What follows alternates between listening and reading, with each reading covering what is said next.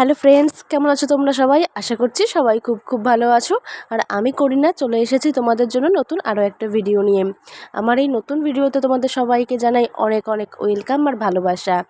তো এসছিলাম হলো বাজারে, টুকটাক কিছু কসমেটিক্সের জিনিস কেনার ছিল। একটু কাজল, আইলাইনার, একটা নেল পালিশ, তারপর একটা ময়শ্চারাইজার, ক্লিপ, তারপরে একটা লিপস্টিক, এই সব জিনিস কিনতেই এসেছিলাম আমি, দিদি, তারপরে আমার ননদ, বোন, চারজনে মিলে।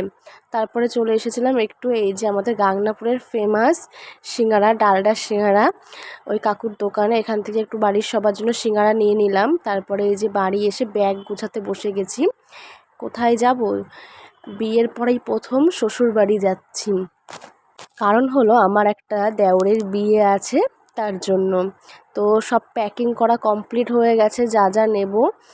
আর তারপরে একটু মেহেন্দি পরতে বসেছি। ঠিকঠাক তো পরতে পারি না, তাও চেষ্টা করছি। এখন যেরকম পারি সেরকমই নিজে নিজেই পরে নিই। দেওরের বিয়ে বলে কথা, মেহেন্দি না পরলে হয়? অনেক কষ্ট করে মেহেন্দিটা পরেছি। আর এইটা হলো আমার মেহেন্দির ফাইনাল লুক। তেমন একটা ভালো হয়নি, ইচ্ছেই করছিল না পরতে। অনেকক্ষণ ধরে একটু একটু একটু একটু করে পরেছি। তো অনেকটাই রাত হয়ে গেছিলো, আর কালকে অনেক তাড়াতাড়ি ঘুম থেকে উঠতে হবে। যখন ওই 3:45 মতন বাজে, ঘুম ভেঙে গেছে। তো সকাল সকাল সবাই উঠে সব কাজকর্ম সেরে নিয়েছি। এখন স্নান করে চলে এসেছি মন্দিরে, পুজোটা দিয়ে নেব। যেহেতু বৃহস্পতিবার, বাড়ির পুজোটা না দিয়ে গেলে কেমন লাগে, তার জন্য স্নান করে নিয়েছি। স্নান করে যে পুজোটা এখন দিয়ে নেব। আর কালকে রাত্রেবেলায় সব বাসন টাসন মেজে রাখা হয়েছিল।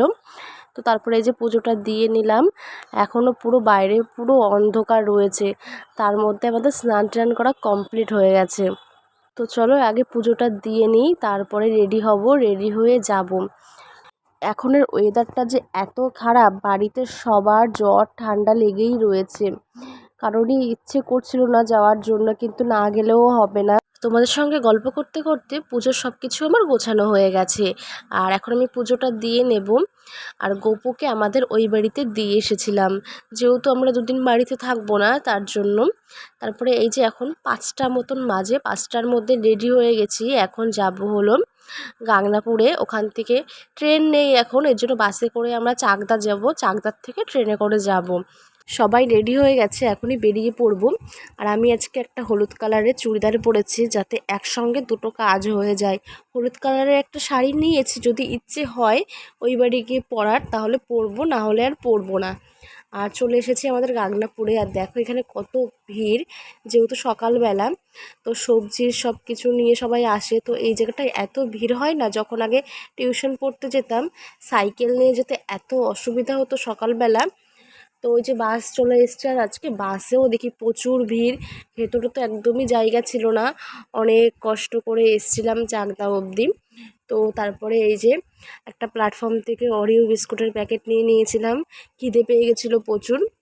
আর কালকে রাত্রেবেলা তো একদমই ঘুম হয়নি, সারা রাতে এপাশ ওপাশ করতে করতেই দেখি ঘুম ভেঙে গেছে। তো চলে এসেছি আমরা এই যে নৈহাটিতে।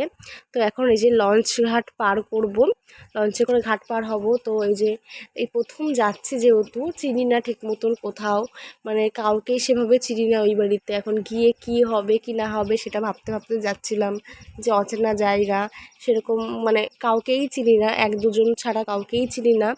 তো এই যে চলে এসেছি লঞ্চে। তো এখন ঘাট পার হব। আমরা একটু বাড়ির থেকে সকাল সকাল বেরিয়েছি, কারণ না হলে পরে এত গরম, এখন গরমের মধ্যে কোথাও যেতে ভালো লাগে না। সকাল সকাল যাতে ওই বাড়িতে পৌঁছে যাই, তার জন্যই সকাল সকাল বেরোনো। তো এই যে ঘাট পার হয়ে গেছি, এখন নামবো।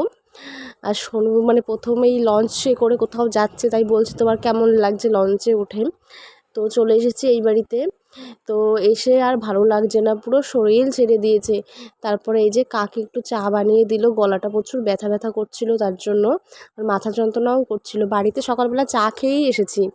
তো এসে এই যে এখন সবার সঙ্গে গল্প করছিলাম। এটা একটা আমার পিসি শাশুড়ি হয়। তারপরে এই যে শুয়েছিলাম, একদম ভালো লাগছে না, পুরো শরীর যেন ছেড়ে দিয়েছে। মানে এত কষ্ট হচ্ছিল, মনে হচ্ছিল যে কেন আসলাম কেন আসলাম, এত খারাপ লাগছিল শরীরটা। এসে এই ড্রেসটা পাল্টে নিয়ে এই যে শুয়ে পড়েছি। এই বাড়িতে যেহেতু আমি প্রথমবার এসেছি, এটা হলো আমার একটা কাকা শ্বশুরের বাড়ি। তো যেহেতু প্রথমবার এসেছি, অনেকের সঙ্গে পরিচয় হয়েছে, আমি অনেককেই চিনতাম না।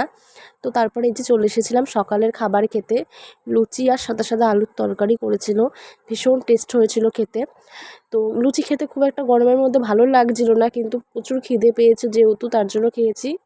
খাওয়া দাওয়া করে ভেবেছি একটু ঘুমাবো, যেহেতু রাত্রেবেলা ঘুম হয়েছিল না, ঘুম হয়নি কিন্তু অনেক সময় শুয়েছিলাম, না হলে শরীরটা আরও অসুস্থ হয়ে পড়তো। আর এত গরম, মানে একদমই ভালো লাগছিল না, সারাদিন যেন জলের উপরেই ছিলাম।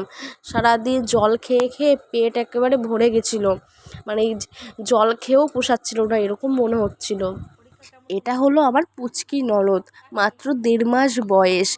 আর আমার তো ছোট বাচ্চা ধরতে ভীষণ ভয় লাগে, যেন পারি না, হাতের ফাঁকা দিয়ে পড়ে যাবে এরকম মনে হয়।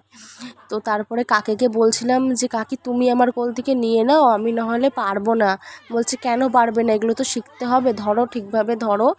তারপরে বলে বলে দিল যে এইভাবে ধরো, দেখবে পারবে। তোমাদের সঙ্গে আমাদের নতুন যাকে পরিচয় করে দিচ্ছি। এটাই হলো আমাদের আজকের ব্রাইড। আর বিয়েটা হচ্ছে ছেলেদের বাড়িতেই বসে, মানে আমার ওই কাকা শ্বশুরের বাড়িতেই বসে বিয়েটা হচ্ছে। ওরা যেহেতু নিজেরা পছন্দ করে বিয়ে করছে, তার জন্য এই বাড়িতেই অনুষ্ঠানটা হচ্ছে। আর আমার এই জায়ের বাড়ি যেহেতু অনেকটাই দূরে, তার জন্য এখানেই সব কিছু আয়োজন করেছে। আর এটা হলো আমার ওই কাকি শাশুড়ির ঠাকুর ঘরটা। এত সুন্দর মন্দিরটা, আমার এত পছন্দ হয়েছে, আমি ওই সামনে বসে বসেই শুধু দেখছিলাম। বিয়ের মণ্ডপটা সাজানো হয়ে গেছে, খুব সুন্দর সাজিয়েছিল।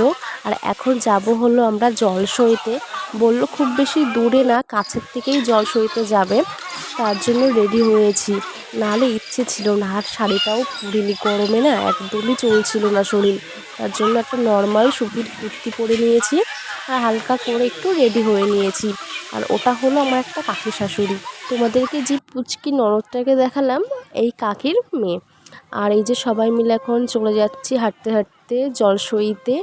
আর ডবল ডবল সব কিছু, যেহেতু দুজনের স্নান হবে তার জন্য ডবল কলসি, সব কিছুই ডবল ডবল করে নিয়ম পালন হচ্ছে। তো চলে এসেছি এইখানে পুকুরের ওখানে, এই যে সবাই মিলে জল ভরছিল। জল নিয়ে আসার পরে খাওয়া দাওয়া করে গেছিলাম আবার একটা আমার পিসি শাশুড়ির বাড়িতে। ওখানে গিয়ে কিছুক্ষণ গল্প করে তারপরে বাজারে গেছিলাম একটু ফুল কিনে নিয়ে আসার জন্য। তারপরে এসে একটু শুয়েছিলাম। তারপরে রেডি টেডি হয়ে তোমাদের সঙ্গে একবারে দেখা করছি। তো রেডি হয়ে গেছি, একদমই সিম্পলভাবে সেজেছি, নিজেই সেজেছিলাম। আর দিদিকে দিয়ে একটু চুলটা বাঁধিয়ে নিয়েছিলাম সামনেরটা, তারপরে খোপাটা একা একাই করেছিলাম। তো এই যে দিদিও রেডি হয়ে গেছে, চলো এখন আমাদের ব্রাইডকে দেখিয়ে নিয়ে আসি। আর এই হলো আমার সেই দেওর, আজকে এরই বিয়ে। তো ওর সঙ্গে একটু ফটো তুলে নিলাম। আর এই যে দেখতে পাচ্ছ আমাদের ব্রাইডকে, এত সুন্দর লাগছিল, ভীষণ মিষ্টি লাগছিল সাজানোর পরে। তো রেডি রেডি হয়ে আমরাও একটু ওর পাশে বসে একটু ফটো তুললাম, একটু ভিডিও করলাম, গল্প করছিলাম তারপরে। আরও প্রচুর ভয় পেয়েছিল, মানে কেউ কিছু বললে শুধু মাথাই নাড়াচ্ছিল, কিছু বলছিল না। তো এটা হলো আমার ওই কাকি শাশুড়ি আর কাকা শ্বশুর, ওরাও একটু ফটো তুলছিল। কাকা তো ফটো তুলতেই চাইছিল না। ছেলেরা মনে হয় এরকমই হয়, খুব কমই আছে যে ওরা একটু ফটো তুলতে চায় বউদের সঙ্গে। যাই হোক, আর এখানে বিয়েতে বসে পড়েছে। তো তারপরে একটু চলো একটু কফি খেয়ে আসি। তো একটু কফি খেয়ে নিয়েছিলাম, আর তারপরে একটু পকোড়া নিয়েছিলাম। আর দিদি তো চা কফি তেমন একটু কিছু খায় না, তারপরে দেখছি আজকে একটু কফি খেলো। আর এখন বিয়ে কমপ্লিট, মানে এখন সিঁদুরদান হওয়া বাকি রয়েছে।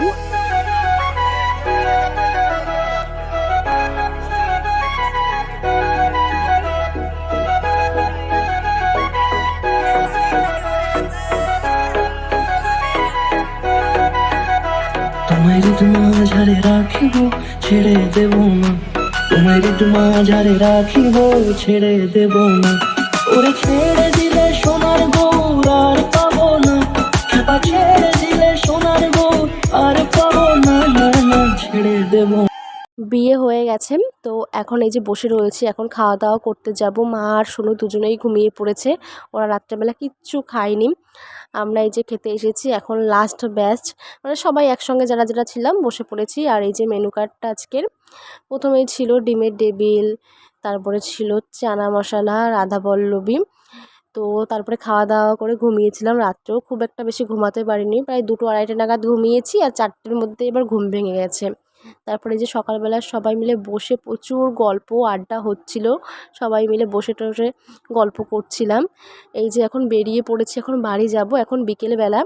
তো অনেক দিন পরে না রিকশায় উঠেছি, আর সামনেই বড় মার মন্দির ছিল নৈহাটির তো দেখে না ভাবছিলাম যে একদিন এখানে আসতে হবে মায়ের মন্দিরে। তো বাড়ি চলে এসেছি, এসে সব জামা কাপড় যা যা ছিল সব নামিয়ে রেখেছি, কালকে ধুতে হবে। তো আজকের ভিডিওটা আমি এখানেই শেষ করছি।